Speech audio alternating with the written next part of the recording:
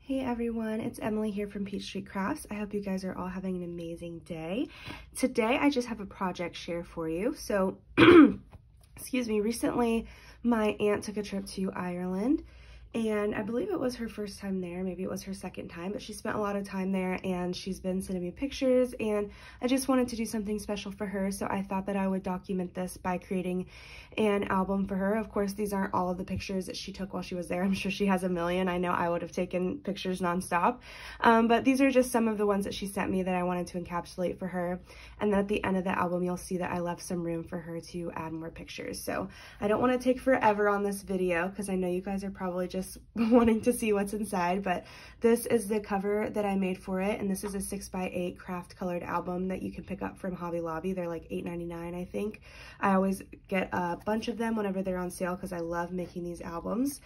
And then I just measured out the cover, the back cover, and the spines. This is what the spine looks like. I just did some cross stitching there. And then on the back, it's the same as the front. I'm totally obsessed with this paper. Low-key, a little sad to be parting with it, but I know that I can't hoard things forever and that my aunt will love it. So at the bottom here, I just stitched onto the back cover, Made with Love, and that is my full name, which you guys probably don't see very often. But if you're watching this video, now you know. And on the inside, before you get into the album, I kept the craft color on the inside in case she would like to decorate it and alter it however she wanted. I did just add this folder here. I have a card. It says read me first. So just some information about the album, the collection that I used in case she wanted to add to it. Because like I said, I'm sure she has a million pictures. And then inside of this little craft colored envelope are some pieces of ephemera, lots of pieces of the papery set. I love that the papery set for Gingham Garden has extras of everything. They have double, so I really don't feel bad about gifting a lot of stuff away because I know that she'll love it and that she'll use it too. So now we are moving on to the actual pages. I love starting off scrapbooks with a big, large page to just kind of capture your attention and, you know, give you an overview of what the album will look like. So this is a gorgeous picture that she took of a castle that she visited in Ireland. And this literally looks like a photographer took it. It's so beautiful. So I thought that would be a gorgeous photo to start off the album. This is her and my uncle on the other page. And then I didn't add any journaling spots on either of these two cover pages, so I just added this. This is a little journaling card from the papery set. Stitched this onto some cardstock paper to give it a little bit more durability, and then hole punched it so that way she can still add some journaling if she would like. I left the back blank. She can decorate that if she wants to, but I wasn't too worried. This is 2 3x4s and a 4x6 at the bottom. Lots of journaling space here. She's an amazing writer. She actually has a book, 2 books, I believe, that she's published. One for her dissertation and then another one that she wrote about my great uncle.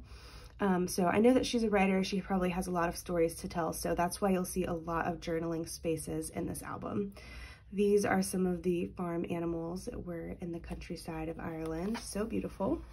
On the next page, these also are out of order, so if you see 2 places that are not close together in Ireland and you're like, how did she get there so fast? They're not in order. I figured that she could just pull these out and rearrange them if she wants.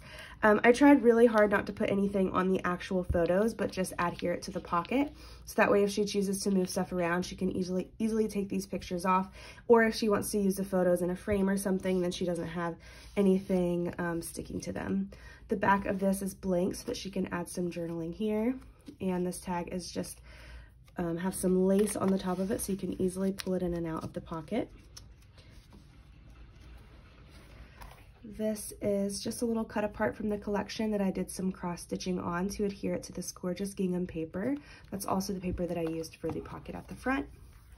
I kept this page pretty simple. I know she really likes vintage stuff like this, and I felt like it matched the picture really well. So this one has some script on it, and then this one is blank. I thought about adding more decorations here, but I didn't want to cover up this beautiful script writing here, and I thought that it tied in like with this page really well. It almost looks like a book. And then down here, there are a couple of pictures from her trip as well. Then we have another 3x4 and 4x6 photo combo. I created a sequin shaker here. I used the color of collections, not really the photos, because again, if she chooses to move these around and order them in a certain way, then this won't really matter because it'll match the collection and not the photos. So those are some pictures. On the back, there's just one picture here in a large journaling spot, since I did not add a journaling spot on the other page. So she can include multiple stories here. I'm trying really hard to get this in frame. I don't normally film this far away at this setting, so it's a little zoomed out. So hopefully you guys can see everything. I added another journaling spot here because the page that follows is a large 6x8.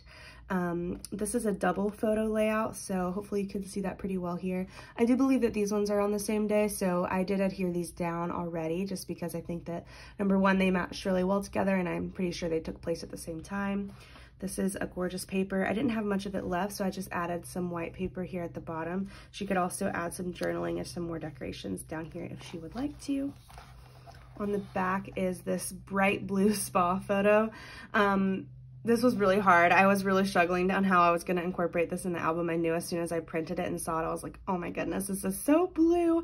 But it's a really good memory for her. They took a trip to a spa and there was like a pool. I think they did a sauna while they were there as well. So I know that she'll have some stuff to say about that. So I left a big journaling card here at the bottom for her to document that memory. On the next one, we have this photo taken in the gardens of, I think, maybe a castle. There's a little journaling spot down here, as well as this sticker. On the back side, this is a picture of the castle. I think this was the same place where they were here and on the previous page. Those were all sent to me at the same time. And then on this page, there's actually a little secret journaling spot. So I'll just show you guys that. So hopefully you can see that. It just pulls out. And I didn't adhere this photo all the way. Here, let me just pull it out. This is all actually one page. So this was the front. It was the back of the paper. I trimmed down this photo so that I could fit this big journaling card. And then this is the back paper, or the front side of the paper, I guess you could say. And then, like I said, this pulls out so that if she wanted to add some writing, she could kind of write a couple of things and then still hide it. I don't know. I just like making albums really interactive like that. I think it adds a special detail, I don't know, just some pizzazz, I guess, to it. There's also a journaling spot here. Okay, and we're almost done. We just have a couple more pages. So this is this is the last spread that I made. This is a little library card. I thought this would be really easy to add some journaling on since it's already lined.